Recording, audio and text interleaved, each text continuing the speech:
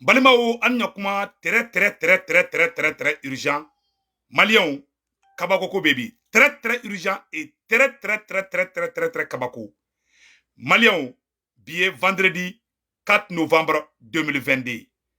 Il paraît que comme Maliki Konate, journaliste Mali Janfa, il paraît que Kaboula. Quand justice mogoye mogo blakata fi, ko kata dala ngininga. Comme Maliki Konate Kaboula ha Maliens, anyo information sur il paraît. Voilà, on a bla conditionnel là. Il paraît que Kaboula. Mais au maintenant n'inko ça ne m'a satisfait quoi. Depuis ni documentaire qu'on be bo, au kunga taka Maliki Konate aga passeport de saisie. Comme Maliki Konate Kaboula kate Mali kono ha Maliens, anyo information croix, anyo sur 100. Donc il paraît que on a bla conditionnel là. Donc atla ka photo ni Maliens, anya information télémani mun fana soro, on met là ko détail di. Anya information télémani mun soro, ko ou ka bateau mun flène Côte d'Ivoire. Français bateau blakata Côte d'Ivoire. Bateau yi taleme kumina meno se mena sekere flafo onyana bi. Ou keleme katani bateau ou keleme kataka bateau bla Côte d'Ivoire kumina. Français ou ka navire de guerre mun flè Côte d'Ivoire. Malien a taleme Côte d'Ivoire kumina mena sekere fo ina sekere fladidu. Sekere fo la yejumenye. Malien na sigile manga ulanga njode. Malien Mali video manu bali activiste na sigile be ambeka wule anganjo billahi anga jamana be menace bele pas de bolo bi ntendo wa ulade mbeka tien de fanyana de français ka navire de guerre kono ni baton bele bain ou be essayer do ke no bana ou ka bana kiri karan les microbes là ou bo chama essayer ke nous desera sisa ou be bana kiri kara do créer ka fin do fli bana kiri kara ka mogo mine o yu ka plan floy ou ka plan flana ye jumenye ka ira tuguni ka terroristes ke ka Mali fa ni terroristes ye mogo faga ka village ci ka soro olu yera de be terroristes ko fede politiciens munu me Mali kono Mali den jugu munu be no olu be wuli ko Asimi desera aywa plan fla de bu bolore ka Asimi genga bo fanga la ntendo ko awla de ube feka Asimi genga bo fanga de la o de plan B mangini activiste vefe mangini virumani bela jele fe ambe kan tege di nyogoma ni wati ni konana amena do moment difficile de kononten de go awla de l'air est au rassemblement ambe kan tege di nyogoma anga Asimi sauver anga Mali sauver billahi ube feka Asimi genga boyindi o de plan B inde ube terroriste u chaya fagalu be ke no kradro mununte ima Clément Dambélé bora o dongwa ko insécurité be fambe ibeka to fangala ni fagali nyonte ke ube fagalu chaya ka mercenaire bi Mali kono ka Mali infiltré ka espion blanc Mali kono face de jugo munun fana be no olu be information jugo bla no kera mogo be dimi Asimi koro Malien anga munyu kone jembe goroba tola yi ni dundu faratola te ko bara bla tola didu ube kana no système de ye ka do mogo nu akilu che ka erema bla nyogona angana bla nyogona de angana presse Asimi made ame conseil mun fo Mali video manu angan klen kelen konana Mali ki konate boli mu flene ma activiste ou be munu ko kube transition fede ntado agenda mbubulu de olu bora ka essayer ka keina fo non Mali ki konate kan te ko jugu bayi mais metla ka do Mali ki konate ni jombe ka barake jogo fe Mali o mena révélation ke Mali ki kola bi ama sigini révélation mingi mena révélation bade ne ke Mali ki kola bi aya sigi konambeta ambese Malien anyo information de soro donc wulembe fambere la viremanu munu be France viremanu munu be Mali la viremanu munu be Amérique ani diaspora fambe ambe kan tege di nyogoma viremanu be ko kadne activiste be ko kadne surtout viremanu munu be France aw ni faso job parce que aw de be ka aw ni di wala sa Mali ka kisi parce que aw de ni makoro me nyogon kan makoro mi se ka ko be kaula aw faso kanu koson aw munu be viremanu na be France aw de keleme ka aw ni di aw faso ba ne segu tungara Mali activiste be ko kadne ne segu tungara ye bi Asimi ba beta ka fen be ka obeye wallahi ne te mogo shini ka dahiri me contrôla mais munga gele ka taga ware mene ka ida fale ki i kele ka nyon janfa ka i faso janfa akona do logique kono de anga problème gele aro muye be ka tiye de fo ngere ba video in partager de anga problème gele aro yolo fro yumenye a ere camarade do be a musola ka fefe be nanu révolution ka a be an janfa nous est placé sur gouvernement kere fait ou ba on de kele sisa ou ba ou era magia gouvernement ni o jahiliya ide nde ya to ni ibe ka fanga bina atete ka fanga bina awan tan sigi Asimi ka fanga ka bi an be Asimi dema be nya cogoya mina mais billahi France wulilembe be ka tiɲɛ de fɔ aw ɲɛna. Le Mali a 3 problèmes. France kelen be ka daga wulandala ani CEDEAO ani Union européenne ani OTAN o tɛ problème kelen ye. Problème filanan faso kɔnɔna jugu dɔw fana wulilen bɛ ka France dɛmɛ ka baara la. Sabanan an camarade dɔw minnu n'an ye kɛlɛ kɛ ɲɔgɔn fɛ n'u ye place sɔrɔ bi sɔrɔsiw kɛrɛfɛ bi alhamdulilayi olu bɛ yɛrɛ publicité la sɔrɔsiw kɛrɛfɛ hali n'i ko k'i bɛ sɔrɔsiw la tile u b'a fɔ ko non k'i b'u juguya la u b'a fɔ non Segu Tunkara a bɛ ka taga yan fɛ wari dira ma yan fɛ an yɛrɛ janfabaga ye an yɛrɛ videomani ɲɔgɔn an yɛrɛ activiste ɲɔgɔn n'u ye place sɔrɔ sɔrɔsiw kɛrɛfɛ billahi a caman y'an janfa mais n y'o de fɔ ɲɛna kɛlɛ in na an bɛɛ kan tile ɲɔgɔn ye kɛlɛ in na wallahi ala b'a dɔn a kira b'a dɔn an bɛ Asimi fɛ an bɛ Asimi ka fanga fɛ ala b'a dɔn mais ni Asimi filila fango de fɔ ni Asimi ni problème bɛ ka gɛlɛ ni Asimi bina anw de bina bi Maliki Konate bɛ se ka boli cogo jumɛn coup d'état kɛlen Karim Keita bolila ka bɔ Maliki Konate bolila cogo jumɛn Maliki Konate mun taara fara Faransi kan k'a faso janfa o ka boli ka bɔ mun ye ne Segu Tunkara dabali ban a journaliste lagasa dɔw bɔra k'u bɛ transition kɔ dɛ u b'a kɛ i n'a fɔ k'olu bɛ ko ka fɛngɛ dɛmɛ ko olu bɛ ka transition dɛmɛ u bɛ tila ka bɔ ka Maliki Konate ka ko in kɛ i n'a fɔ o tɛ koba ye Maliki Konate ye mun kɛ n'i y'a kɛ Amérique bilahi u b'i jɔ ka marifa ci la k'i faga u b'i don i si kaso la c'est à dire que dɔw de bɛ transition yɛrɛ kɔnɔna na u bɛ ka tiɲɛni dɔrɔn de kɛ qu'on se dise la vérité hein dɔw bɛ transition in kɔnɔ activiste dɔw ko tɛ sɔrɔsiw ma dɛ activiste dɔw bɛ yen an n'u ye kɛlɛ kɛ ɲɔgɔn fɛ u ye place fitinin sɔrɔ dɔrɔn u y'u cun n'an ye olu de bɛ taa ka sɔrɔsiw ka samara jɔsi k'u publicité kɛ k'u fasa da k'an tɔw bɛɛ kɛ mɔgɔlankolon ye k'an kɛ i n'a fɔ n ye sɔrɔsiw jugu de wallahi ala ɲɛ bɛ bɛn ŋaninge la Asimi i ka di anw ye billahi ni ala cɛ mais wallahi i kɔlɔsi sokɔnɔ juguw la Maliki Konate bɛ se ka boli cogo jumɛn ka bɔ tan cogoya la o ma se ka minɛ ko ye polisiw bila ka taa Maliki Konate fɛ yen Maliki Konate kɔ la an bɛna révélation dɔ kɛ aw ye bi an ka taa n'an bɛ taa an bɛ se plan dɔ wɛrɛ t'u bolo dɛ ka Asimi gɛn ka bɔ fanga la parce que Burkina président nana Asimi yɔrɔ Asimi kɛra menace de ye Faransi dɔrɔn tɛ dɛ a tubabu jamana bɛɛ Asimi kɛra o menace u bɛɛ la parce que Asimi kɛra kalo yelen de ye ka Afrique bɛɛ ɲɛ yɛlɛ bi maintenant anw ɲɛ bɛ o Asimi o la ni u bɛ ka taga o bila sira dɔ kan mun b'a to o bɛ bin anw de kan ka wuli ka Asimi sauver bi ne b'a ɲini vidéomani bɛɛ fɛ bi an bɛɛ ka wuli an ka Asimi sauver n'an y'a sigi billahi tallahi u b'a dafiri Asimi da la n bɛ ka tiɲɛ de fɔ aw ɲɛna il y a des trahisons il y a des manipulations pour que ka transition in saboter pour que ka Asimi goya bɛɛ ye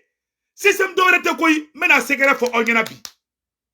et d'abord mɔgɔw de bɛ yen u bɛ ko dɔ kɛ transition in kɔnɔ walasa mɔgɔ ka dimi Asimi kɔrɔ mɔgɔ ka dimi transition in kɔrɔ transition in ka goya bɛɛ ye n'o kɛra u bɛ sɔrɔ ka tentative daminɛ Asimi na hali an bɛ dimini mun kɛ ka bɔ k'a fɔ o bɛɛ ka di Asimi ye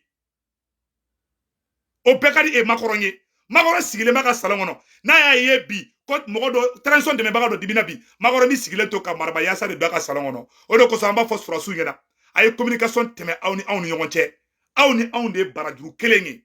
wallahi billahi n'aw binna anw de binna aw tɛ se ka diya mɔgɔ ye ka tɛmɛ anw kan su tɛ se k'i ko a kobaga la ni su i dogo a kobaga la a nɔgɔlen bɛ taa lahara a y'a bila aw kunna an b'aw kɔ awa an t'aw labila aw bɛ ka mun fana kɛ an b'aw dɛmɛ a bɛ ɲa cogoya min na a y'a dɔn o aw ma dɔn o an kɔni b'aw dɛmɛ a y'a dɔn anw ye o a ma dɔn anw ye o an b'aw dɛmɛ mais an bɛ kuma kelen fɔ aw ɲɛna sɔrɔsiw maa o maa n'i ye janfa kɛ i bɛ to janfa la n bɛ kuma kelen fɔ activiste bɛɛ ye maa o maa n'i ye liti in tarayi ala b'i malo arasibati kɛra cogo min a bɛɛ lajɛlen y'a ye cɛ n'i yɛrɛ ka nata bolo n'i ye kɛlɛ in tarayi wallahi ala b'i malo n'a ma kɛ i ka si bɔn tɛgɛ kɔnɔ Bali ye barika jamana di n bɛ exemple kelen di aw ma dɔ taara ka taa kuranɛ la gosi ka taa ala la gosi o kɛra sababuya ye bi jamaba bɔra ka taa boulevard de l'Indépendance la bi Mali karamɔgɔw bɛ yen u ma deli ka sigi k'i tɛgɛ di ɲɔgɔn ma a bɛ san caman bɔ o kɛra sababu ye Mali diinɛ ɲɛmɔgɔ bɛɛ y'i tɛgɛ di ɲɔgɔn ma ka kɛ mɔgɔ kelen ye bi o b'a yira k'a fɔ Mali ye barika jamana de awa ala bɛ Mali fɛ donc ka ɲɛfɔ bɛɛ lajɛlen ɲɛna n'an sigilen bɛ an ka wuli an ka jɔ dɛ kɛlɛ in ma hali daminɛ fɔlɔ donc mena Maliki Konate ka fen bo ka yira awla ka yira awla d'abord Malien den bela jele ka fanga mena révélation mi ke Maliki Konate ka meno bo Malien den bela jele ko yi Malien den Maliki Konate ni jombe ka barake ka franchi janfa témoignage la mena bona secret be yi bi vendredi 4 novembre 2022 a vidéo partagé bien beka soro et d'abord Malien meni photo bo ka yira awla folo Maliki Konate franchi BFM TV bora wakati mina ka reportage ke armée malienne contre la ou ye Maliki Konate ta ka tra yala na ye tia do be non mena to bo a to sebene flene ko nuhu kamalen do be abebo mura ko nuhu ou ye war de di nuhu ma aka galon tege France be war de bossisa ka di mo ma ou ka galon tege ko Mali surasu ko lu be kata civilu de faga aye kuma ina mede France be ka war de bo ka di mo ni ou ye mikoro ta ka kuma ko Mali armée be kata bioluka ou ya be sara amba secret be kalama kamalen do be non a bora BFM TV ka documentaire la a to de ko nuhu abebo mura nama bo ambe bona ka secret yi amba fa to do amba ba to do amba somo be to do aye tuwa ye wari mun dama amba be don amba be kalama billahi Malien janga jamana janfalinu janga jamana tire anga jamana ma fonyo ngo sogono jugu ka jugu ni fembe aflene mena oro kalam mena Maliki Konate nu tagatola Maliki Konate nu tagatola ou ye Maliki Konate ta barkan ka avion de la Malien aw ni nga je documentaire a tourné la mena don ne donc français ou ye Maliki Konate ta ou ka avion de la ou ka taga village ou la ou ka ta je ka Mali janfa ou ka taga wardi mo ka témoignage ke armée malienne contre la ka galon tege anga surasu France desera ka mura libérer sans cheki anga surasu tale kata mura libéré ou la comme Mali surasu be kata flaw de faga uni John jera kato témoignage ke Malien a photo fleni ne Maliki Konate da be avion kono ani France surasu be avion kono ou be kata témoignage kero la ne Maliki Konate de casquette fle Maliki Konate kungolo la ani France surasu de fle avion kono ou be kata témoignage ke aere fa jamana contre la comme Maliki Konate il paraît que ka boladi donc ka bolla kata Sénégal donc ka bolla kata France mais il paraît que ka boladi donc ni Maliki Konate une photo flène Malien Maliki Konate donna France ka avion de kono ka tanga dugumisenu na ka ta mogo fara ɲɔgɔn kan ka wardi mogo ma wala sa ka galon tigɛ ka noro an ka surasu la kan ka surasu de be ka civiliw faga kan ka surasu de be ko ka bi mogo u kono Malien ne segu tungara mbora kan yoro de yira awla Maliki u ka cɛ dɔ be no n'o ye baara kɛ ɲɔgɔn fɛ ko nuhu a bɛ bɔ mura u bɛ taa mogo de fara ɲɔgɔn kan ka wari d'u ma ka mikoro jɔ u da la ko Malien dɔw kumana an taara ni village la Malien dɔw be ka kuma mɔgɔ bɛ kuma RFI mikoro la ka Mali la gosi a bɛɛ saralen de du Malien siksi barabla ngate Maliki Konate la ani français de fila avion kɔnɔ ta ka taa faso feere ka taa faso la gosi ka taa faso feere fila dɔrɔn bɛ la Maliki Konate de filɛ nin ani France surasi filɛ nin avion kɔnɔ u bɛ ka taga u taara mura ni mɔgɔ bɛ documentaire na n bɛ documentaire in caman a lien kun bɛ n ka page sanfɛ documentaire in kɔnɔna na u bɛ Malien den dɔw bɔ u bɛ taa fila dɔw labɔ olu b'a fɔ ko non ko armée malienne de bɛ ka olu faga ko armée malienne ko Mali surasiw de bɛ ka taa filaw faga u bɛ mɔgɔ dɔw de sarali k'o kuma fɔ o mɔgɔ dɔw ye nuhu de ye o nuhu tɔgɔ ye o ni Maliki Konate de bɛ taga o ni Maliki Konate de bɛ taga ka mɔgɔw fara ɲɔgɔn kan salon an ye information dɔ fana sɔrɔ ko Union européenne mɔgɔw ye $200,000 ani $40,000 ani $5 ou bien $4 ni ma fili ko Union européenne y'o de di Maliki Konate ma Malien o fana documentaire n b'o bila n ka page sanfɛ o fana sɛbɛnnen bɛ yan yɔrɔ la n b'o fana bɔ k'o yira aw bɛɛ lajɛlen na ko Maliki Konate ko 242 millions n bɛna a documentaire bɔ a jɔ n b'a bɔ ka yira aw la sisan a bɛ n bolo yan nɔ u ye $100,000 ani $40,000 ani $1 joli u y'o de di Maliki Konate ma a documentaire filɛ nin attendez une seconde.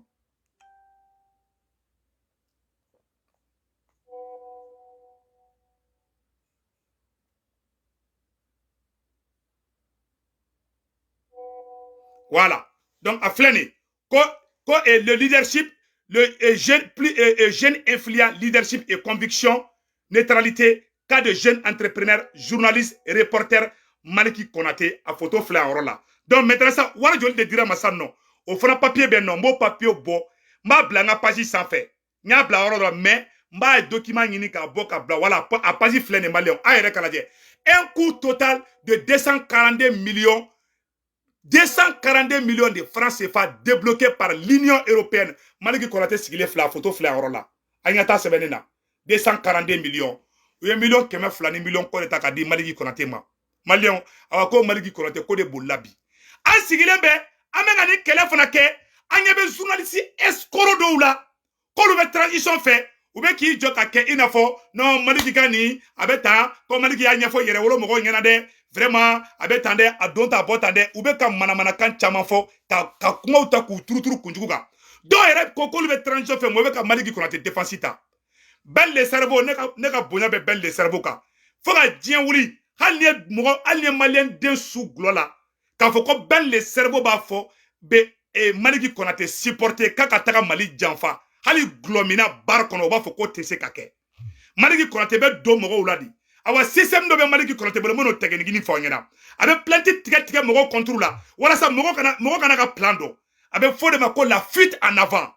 maliki konate planté tiga ali wulu na yo wonchi maliki konate la a paniquer la be boli kata justice la kata planté tiga mogo contrôle la pour que mogo ka fara ka bala pour que ka fere ka mali janfa pour que ka fere ka farasi ka barake a la fialenga ke anko al ni justice mogo ban bedo kasola maliki ante fara ela ni ko tegera abe to yere wolo dende tala ko be to mogo min tala o ye danga dende an te danga denge an yan faw denw de an faw jeli de an ye malien halala de an te malien fla manani ye de an ye malien de halala de awa an be mali defa mogo ni ye mali janfa an be bɔ i kama siksi barabla an t'a to i da fo ka diɲɛ wuli a ko maliki ka bolila an y'o de mɛn dɛ i paraît que k'a bolila ko ye mɔgɔ bila ka taa maliki konate fɛ yen k'a bolila aw ni ala cɛ journaliste mu ye hɔrɔn ye e yɛrɛ wolo ye e b'i ka jamana fɛ e kan ka bɔ en tant que journaliste k'e bɛ maliki konate défend wa ko y'i sara yɛrɛ wolo la dɛ ko bɛɛ b'a kalama dɛ manamanakan a don ta a bɔ ta dɔw de bɛ yen nɔ u tilalen tɛ o de kosɔn Asimi hinɛ bɛ ne la walayi Asimi ala k'i bɔ janfa la Asimi janfalen don kojugu wala Asimi janfalen don bilahi talahi Asimi janfalen don Asimi jugu fɔlɔ ni Asimi bɛ jugu saraka bɔ a ka jugu saraka di faux journaliste dɔw bɛ yen ani activiste dɔw bɛ yen bilahi u bɛ sira fila tagamala mɔgɔ caman b'an na wa u bɛ Faransi ka baara la aw ni ala cɛ hali Faransi ka wulu hali journaliste minnu nana ka reportage kɛ hali n'u ye wari di hali n'u ye Maliki Konate fo est-ce que Maliki Konate kan ka baara kɛ n'olu ye wa dɔw b'i jɔ dɛ non Maliki Konate fɛn dɔ de fɛ u ma dɛ est-ce que hali ni ninnu ko Maliki Konate ko bonjour est-ce que Maliki Konate kan ka Français ka journalistes laminɛ wa muna Maliki Konate baara kɛ n'u ye pourtant u bɛ ka Mali de janfa u bɛ ka Mali sɔrɔsiw de janfa est-ce que Maliki Konate kan ka tugu ninnu kɔ k'a bɛ reportage kɛ wa a man kan ka kɛ k'a y'i sara yɛrɛ wolo la dɛ an bɛ faux journaliste dɔw bɔlen na dɛ manamanakan na dɛ Segu Tukara bɔra dɛ Bubu Mabel bɔra dɛ an m'a faamuya dɛ aw tɛ se ka faamuya parce que aw tɛ kɛ Maliko kɛlɛ la mɔgɔ bɛ ka kɛlɛ in kɛ ni filan ye ala ka bɛɛ libu mɔgɔ ta ye Maliko kɛlɛ ye ala ka barika dɔ u la mais mɔgɔ bɛ ka kɛlɛ in kɛ i yɛrɛ ka intérêt na ou bien i bɛ ka kɛ ni dɔɔni dir'i ma i b'i da yɛlɛma yan fɛ mɔgɔ b'o zigizagi la bilahi an tɛ yafu ma an ɲɛ tɛ arasibati laban cogo la aw ta bɛ juguya n'o ye cɛ n'i ye kɛlɛ in n'i y'a tarayi ala b'i lebu awa bɛɛ b'a daji tu i kun cɛmancɛ la n'a tigɛra ɲɔ de fina Maliki Konate bɛ convocation tigɛ ne contre don min na mɔgɔ fɔlɔ min ye tigɛrɛ fɔ Maliki Konate kun o ye ouverture média di mais bi u kɛra ɲuguntɔn fɛ di n'o de fɔ ɲɛna ni mɔgɔ ka ko ma si ma i kana la sa tigi ma maliyɛnw an ka taa ko n'an bɛ taa an bɛ se k'a fɔ aw bɛɛ lajɛlen ɲɛna Mali jeunesse mɔgɔ bɛ transition in kɔ an bɛɛ ka wuli an ka tɛgɛ di ɲɔgɔn ma an kana Asimi labila dɛ an bɛɛ ka Asimi supporter bilahi u bɛ fɛ ka Asimi bɔ an kunna di yanni janvier cɛ yanni mois de janvier cɛ plan wɛrɛ tɛ dɔrɔn ka Asimi gɛn ka bɔ fanga la mais ala kana baara in ɲa u bolo maliyɛnw que Dieu bénisse le Mali que Dieu bénisse le Burkina Faso vive l'Afrique unie aw kan bɛn ciao ciao